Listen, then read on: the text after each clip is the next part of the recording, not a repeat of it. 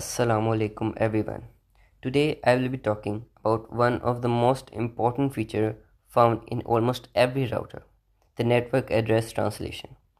Any device that holds the ability to perform this translation can be referred to as a NAT box. NAT allows multiple devices in a private network like our home or office Wi-Fi to share one public IP address and still connect to the internet. When IPv4 was created, engineers didn't realize how massive the internet would become. They believed that over 4 billion addresses would be more than enough. But with billions of phones, laptops, and internet devices today, they turn out to be wrong. To prevent this shortage of public IPv4 addresses, engineers came up with private IP addresses and network address translation NAT mechanism. In this mechanism, there are two types of IPv4 addresses. The limited public IP addresses, which are globally registered and are required to connect to the internet. On the other hand, are private IP addresses, which are used inside our homes or office environment. Since they are not publicly registered, they cannot directly access the internet. Instead, your router assigns these private IP addresses to all your internal devices inside your local area network. Now, inside a typical home, you may have multiple devices that need internet access. One option would be to ask your ISP like PTCL or Stormfiber to give separate public IP addresses for each device. But this would be expensive, unnecessary, and a complete waste of the limited public IP addresses we have.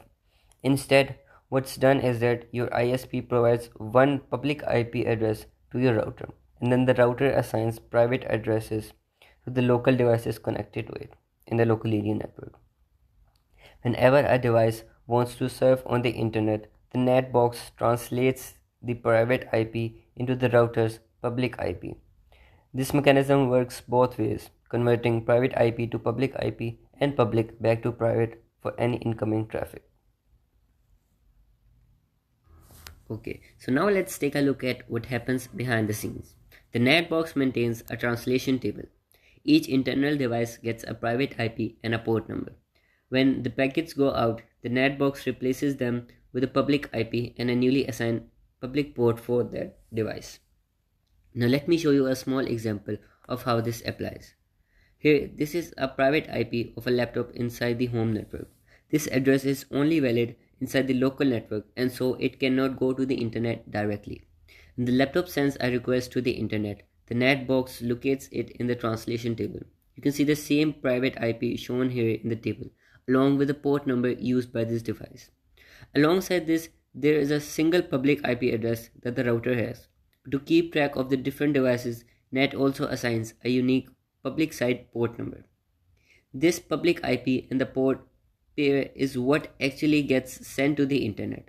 So from the outside, everything looks like it's coming from just one device, even though multiple devices are inside this network. This simple translation process is what allows many devices in the home to share a single public IP address without any conflict. When the reply comes back, NAT checks this table and forwards the packet to the correct internal device. Now, to conclude, let's take a look at the advantages of the NAT box. NAT box have played a crucial role in keeping the internet running smoothly despite of the limitations of IPv4. Thanks to the NAT, every home and business can now connect multiple devices using a single public IP. It also adds a small layer of security because internal IPs remain hidden from the outside world. Before ending, it's also worth mentioning about IPv6, which is the new generation of IP addressing, and it provides almost unlimited number of addresses. So every device can have its own public IP. But since IPv6 adoption is still slow, so NAT remains as most crucial and widely used networking solutions. Thank you.